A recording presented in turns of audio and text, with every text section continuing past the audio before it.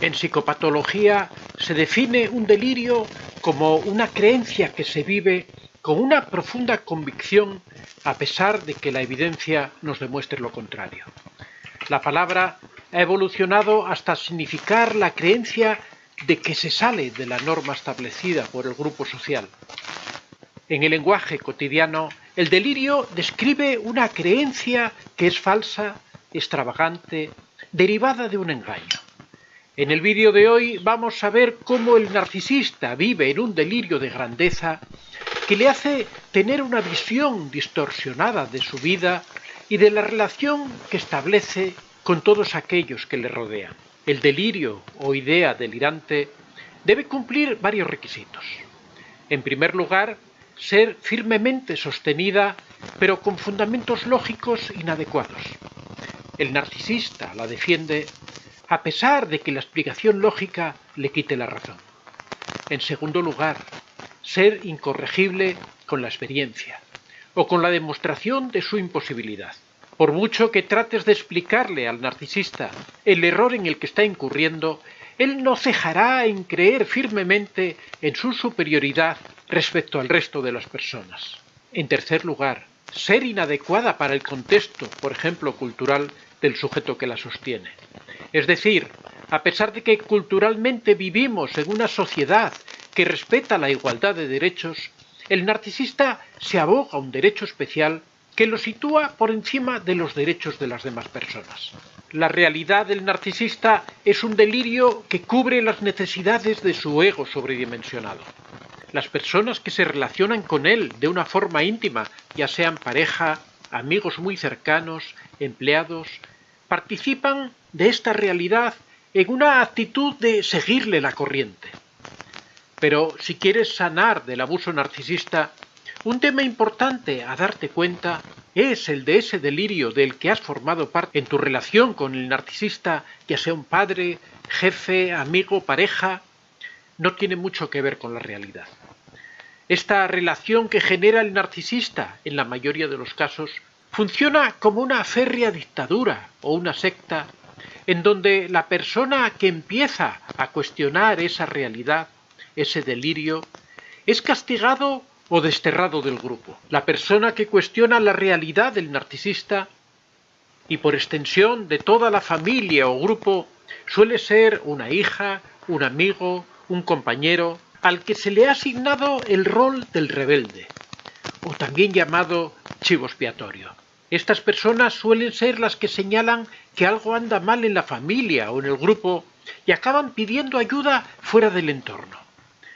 Para el narcisista no existe ni el motivo para cambiar, ya que el daño generalmente se inflige a otras personas y no a sí mismos, ni un camino para evaluar seriamente las perspectivas propias o la interpretación distorsionada que hace el narcisista de la realidad.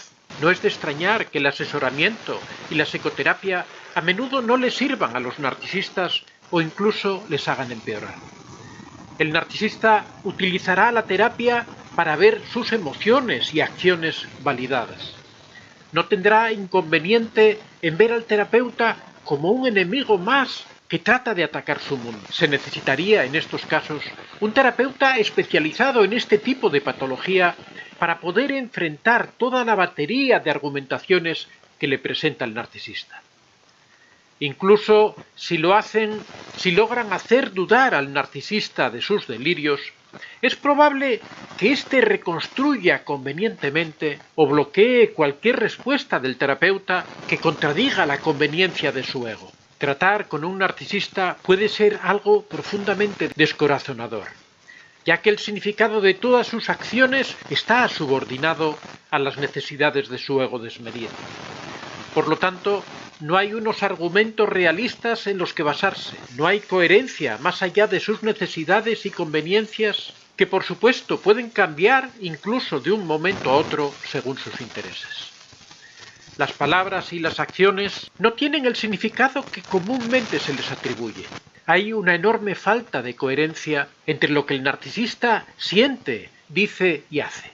Puede ser algo trivial y sin importancia, por ejemplo, sobre lo que quieren para comer, o puede ser algo serio, como por ejemplo sobre si te aman o no te aman. Cuando les preguntas a qué se refieren, pueden negar todo lo que han dicho y entrar en lo que se llama la ensalada de palabras para confundir o hacer gaslighting con frases como ¿cómo podrías pensar que yo he dicho eso? ¿Tú estás loca o qué? ¿Cómo puedes afirmar que yo he dicho eso? Contradecirá cualquier evidencia, incluso si hay varios testigos que lo corroboran. Si no estás de acuerdo con el narcisista, dirá que estás mintiendo, que te estás inventando cosas o que eres tú quien en realidad está loco. Por eso, los hijos de los narcisistas, hasta que hacen terapia, suelen ser personas que se desorientan con facilidad, no solo físicamente, sino también en sus propias vidas, ya que vivieron todo ese entorno confuso durante toda su infancia. Uno de los problemas más importantes de los narcisistas es el miedo. En el fondo, y aunque sean muy buenos en aparentar lo contrario, los narcisistas son personas profundamente temerosas e inseguras. En el centro de todo está su imagen en lugar de quienes realmente son.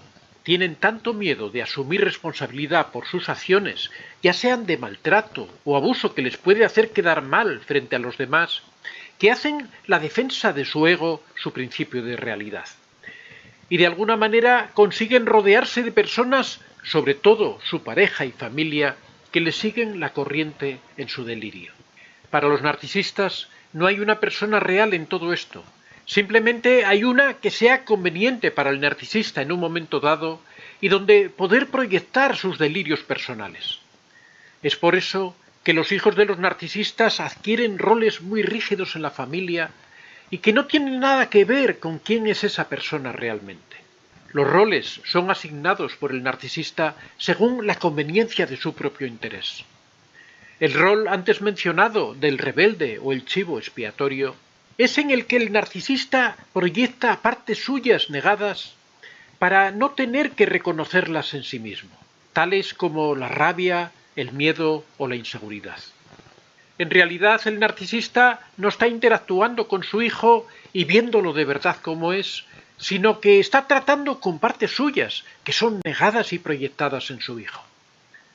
En segundo lugar, tampoco existe una realidad aceptada por todos, sino simplemente lo que es conveniente para el narcisista recordar que sucedió.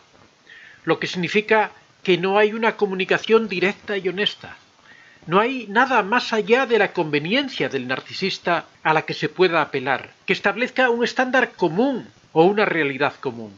Si quieres sanar del abuso narcisista, es necesario aceptar que nunca va a haber esa realidad común durante vuestra relación. Esto hace que interactuar con un narcisista sea algo muy difícil e incluso confuso.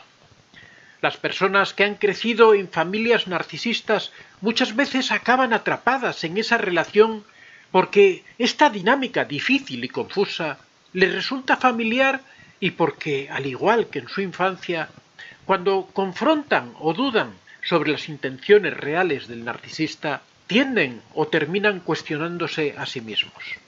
Para las personas que tratan con ellas, sobre todo codependientes, es muy difícil no aceptar esta realidad, por muy delirante que ésta sea, porque son personas emocionalmente heridas. Tienden a cuestionarse a sí mismas y darle vuelta a las cosas generalmente por un exceso de empatía. Suelen ser personas a las que el narcisista conoce muy bien, sobre todo sus puntos débiles y por tanto muy fácilmente manipulables.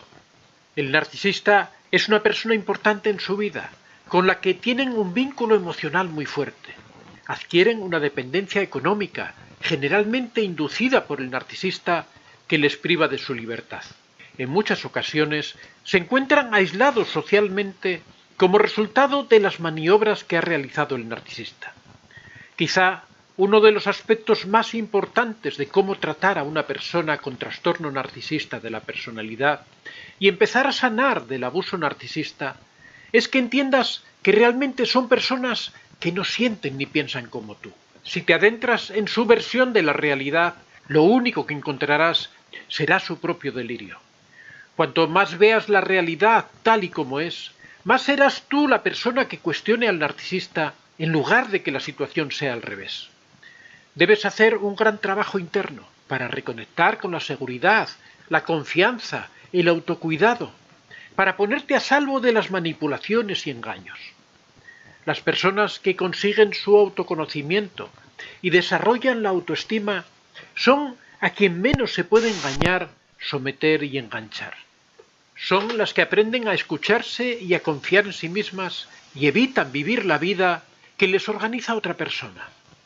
Las relaciones son para crecer y compartir, pero no para estar sometidos a los caprichos de alguien más.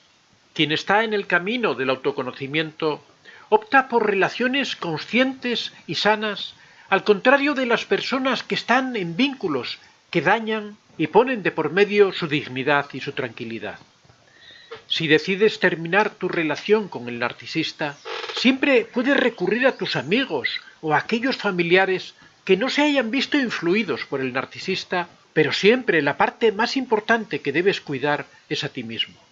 Recuerda que la técnica de contacto cero es una de las más eficaces para conseguir romper de forma definitiva con el narcisista. Soy Antonio de Vicente. Si te ha gustado este vídeo, puedes dar a like y si aún no estás suscrito, puedes hacerlo en la parte inferior.